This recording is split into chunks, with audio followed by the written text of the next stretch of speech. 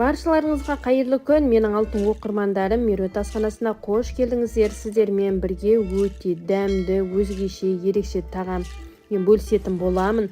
Видеомды соңына дейін көріп, қызықты маңызды жерлерін жіберіп алмаңыздар. Осы тағамның ерекшелігі соусында, сондықтан видеом соңына дейін көріңіздер. Күнделікті тағамнан жалыққан болсаңыз, міндетті түрде осы менің рецептіммен жасап, жанұяңызды қуантып қойыңыз. Келген қонағыңызға да ұсынсаңыз, ұялмай ұсынатын боласыз. Бізге керекті тауық қанаттары жақсылап тұрып, салфетканың көмегімен сүртіп алатын боламыз. Одан кейін тауық қанаттарымызды бөліктерге бөліп турап алатын боламыз. Керек емес бөлігін алып тастаймыз. Қалған бөліктерімізді үлкендеу ыдысымызға салып, соусын дайындайтын боламыз. Меруерт асханасына тіркелуді, лайк басуды, комментарий жазуды ұмытпаңыздар. Сіздердің әр қолдауларыңыз мен үшін маңызды. Қазақша каналдың дамуына үлестеріңізді қосып, қолдап кетіңіздер. Міне, біз тауық қанаттарын барлығын турап алдық. Енді соусын дайындауға кірісейік. Бізге кетчуп керек болады. Одан кейін қара бұрышымыз, тұзымызды салып, паприкамызды салып, соя тұздығын салып, жақсылап тұрып араластырып алатын боламыз. Тауық қанаттарымызға салып, қолдың көмегімен жақсылап тұрып араластырып алыңыздар. Одан кейін бір дана биязымызды турап, тауық қанаттарымыздың үстіне салып араластырып, бетін жауып 1 сағатқа қалдырамыз. Оған дейін бізге картоп керек болады. Картопымызды мен 1 килодай картоп пайдаландым. Сіздер енді жанұяңызға қарап, аз көп етіп пайдалансаңыздар болады. Осы тағамның рецебін описание бөліміне қалдырамын. Сол жерден қарап жасаңыздар. Ерекшелігі соусында 2 гарнирмен ұсынатын боламыз. Сондықтан видеом соңына дейін көріп, қолдап отырыңыздар.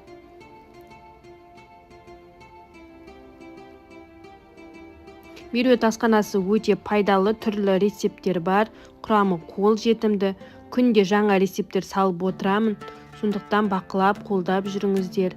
Міне, картопымызды да осындай ара пышақпен турап алатын боламыз. Сіздерде солай жасаңыздар. Енді тағамды жасағаннан кейін түріне, түсіне мән береміз ғой. Әдемі болғанын да қалаймыз. Сондықтан осындай ара пышақты пайдаланғандарыңыз жөн болар. Турап алған картопымыздың үстіне 1,5 литрдай суымызды құйып, газге қоятын боламыз. Картопымыз тек қана 3-ақ минуттай қайнауы керек. Көп қайнатпаңыздар, езіліп кетеді. Қайнап 3 минут қайнаған картопымызды сүзіп алатын боламыз. Енді картопымызға да арнайы соус пайдаланамыз. Бізге 1 қасық тұзымыз, 1 қасықтай қара бұрышымыз, паприкамыз, сарғыш, әдемі түс беру үшін куркуманы да пайдаланамыз. 2 тісше сарымсақ, сосын сұйық майымызды құямыз. Енді картопыңызға байланысты 30-50 граммдай сұйық май пайдалансаңыз болады. Жақсылап тұрып араластырып, 2-3 минут қайнаған картопымыздың үстіне соусын құйып, жақсылап тұрып араластырып алатын боламыз. Соусымыз картопымыздың барлық жеріне тиісін. Қолыңызбен де араластырып жіберіңіз. Одан кейін противенімізге картопымызды тегістеп жайып шығатын боламыз. Картопымызды 30 минуттай пісіріп аламыз. Пісіріп алған картопымызды үлкендеу тарелкаге орналастырам. Сіздер 4 жерге салсаңыздар да болады. Мен сияқты 2 жерге орналастырсаңыз болады.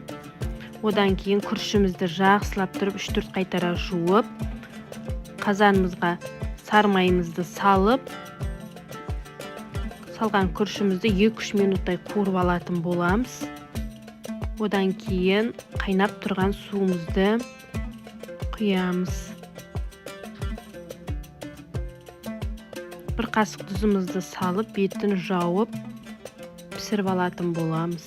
Сонда күрішіміз бір-біріне жабыспай шашыраңқы әдемі болып пісіп шығады.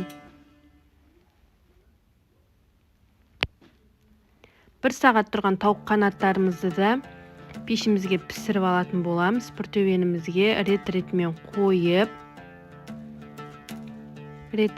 қойып, пешімізге 30 минуттай пісіріп алатын боламыз. 15 минут піскеннен кейін бетіне қалған соусын щеткамен жағып шығыңыздар. Сонда сіздің тауық қанаттарыңыз қызарып, әдемі жылтыр болып пісіп шығады.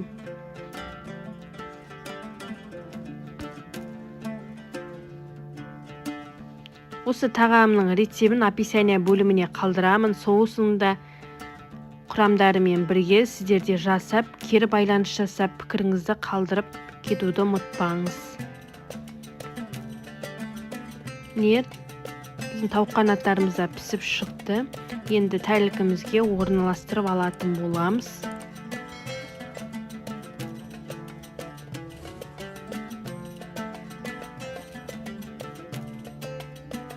Күрішімізді де кесемізге салып, әдемі формада шығарып, екі жанына қоятын боламын. Сіздер дәл видеодағыдай етіп жасасаңыздар болады. Міндетті түрде тағам жасағанда түріне, түсіне мән беріңіздер. Ұсынған адамыңызда ерекше тағам деп сіздерге алғысын білдіреді. Сіздерде міндетті түрде менің рецебім ұнайды деген ойдамын. Жанұяңызды қуантып қойыңыз. Дәмді өзгеше рецеп іздесеңіз, міндетті түрде Меруерт асханасынан табасыздар.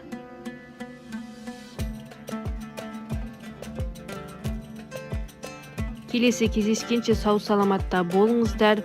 Міне біздің дәмді өзгеше ерекше екі гарнирмен ұсынған тамағымыз дайын болды. Сіздерге де бізге де ас болсын.